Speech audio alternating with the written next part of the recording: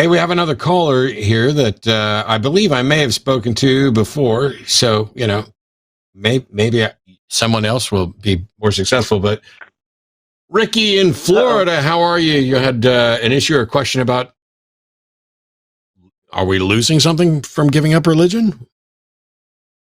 Hi, Ricky. Yeah. Hi, Matt. Hi, Melissa. Mandisa. Yeah, but when it comes to actually giving it more as we become more, humanity, society, Western civilization, or whatever, as we become just more secular over time. I'm actually just wondering if we lose like some of the, the high-minded, just parts of that religion has. Yeah. Like, let's say, Sure.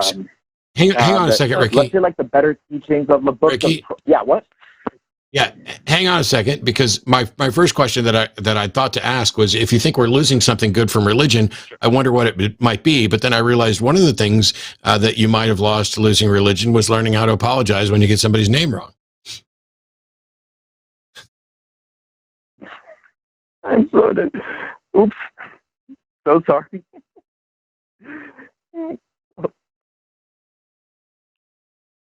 I guess not then. Yeah, Mandisa, so sorry. Yes. No problem. Thank you. Yeah, Let's go. Yeah, just thinking fast. Yeah, so continuing on. So what will we be losing? Let's say would be, I guess, the more just that like that form of, like, I don't know, the divine justice, divine love. Like, let's say the better parts of, let's say, the book of Proverbs or the book of Ecclesiastes, which is mostly just pretty good advice and none of the, disgusting stuff that you see in the Ricky, I'm gonna stop you. First book of the Old Testament.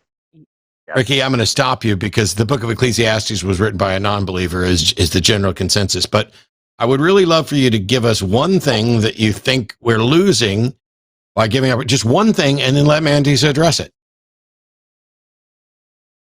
Okay. By getting rid of religion, or that is something that we worship, is there's not such a thing as not worshiping, and everybody worships. To play with the term. And Ricky, I'm going to interrupt you again, because I'm about to beat the snot out of you verbally. I asked you what we're giving up, so that Mandisa could address it. So that Mandisa could address it. I asked you what we're giving up, and you went off on a fucking tangent of nonsense. Things did not go well last time. I would like them to go better. What are we giving up if we give up religion?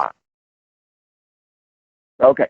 That very divine thing where you're really above pettiness and really love everyone. The turn the other cheek, to love your enemies, where you can truly love someone. I don't know, really love Ricky Trump supporters, which I have to. That. Being very just like that. That. Can you address that? Put it simply. Because I was going to go off on a tangent because I felt it explained it better, but that's mine in one succinct headline. Ricky, can you ask me? Can I ask you, like, things like love your neighbor or Tony? Are those things that you think we absolutely, exclusively only get from religion, or that only come from religion? Not at all. So then, not at all. So then may I ask you, why would we be losing anything if those principles don't necessarily come from religion? Then what would be the harm in people giving it up? Because there are other, you can agree that there are other sources. The harm would be, there are other. Go ahead. What I think that the harm would be that people in general, let's say, would that by losing, let's say, a reminder, of, let's say, of what it really means to be just or noble, that is something that can be just lost over time, and it can make us more. But you just said again, that these things don't necessarily. Ricky, yes. You just said that principles of love and being just don't all come from religion. There are other sources, correct?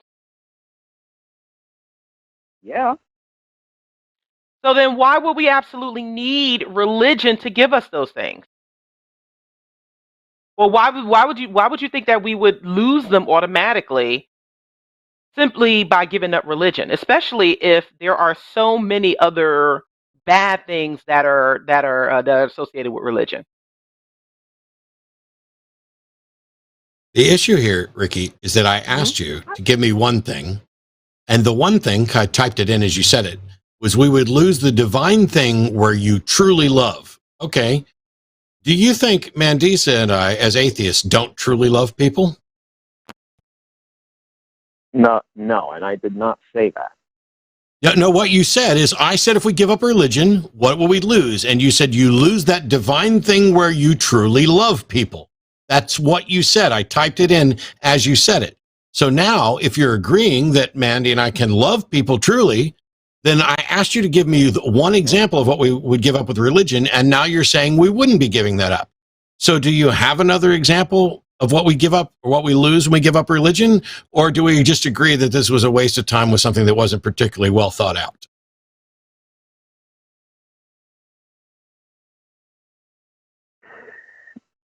Hey, I probably had like what I had was just like a tangent before that like made me think, and that I'm just, I guess, we're repeating in my own way. But so if you think that's not a well thought out argument, then I guess goodbye. Yeah, it really isn't though, because there are other principles like humanism.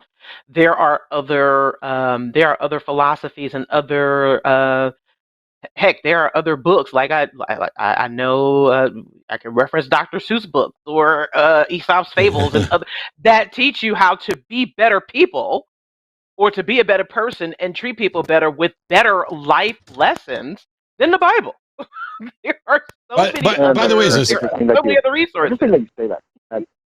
As a side note for Ricky, it's not just me that thinks it's a bad argument. Everybody who's ever understood how to make a good argument thinks it's a bad argument when you give an example of something that is going to be the thing that you lose, and then you turn around and acknowledge that you don't in fact lose it. You never had it, like that.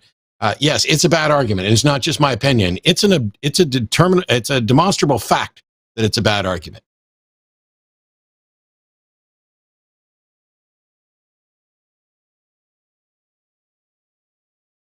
But I guess we'll move on then.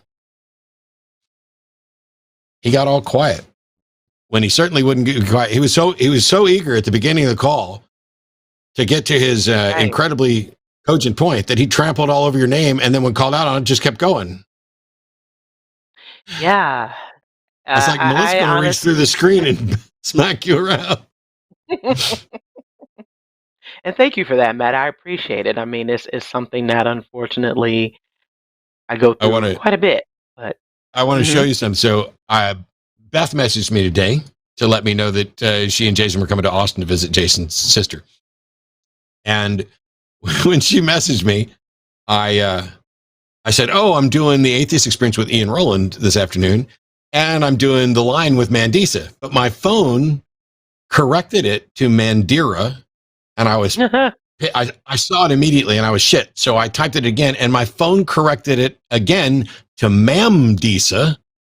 And then I finally got it in the third time, and I was like, "Fuck this autocorrect." And Beth sent back, "Your phone is racist." So yes, your name has been on my mind most of the day, and that call was made extra funny by that. But yeah, nice. Well, not nice that the phone kept doing it. Shame on you, Matt's phone. But yeah, not shame on you, Matt. That is awesome. I kept correcting that damn phone, just like I will every other racist.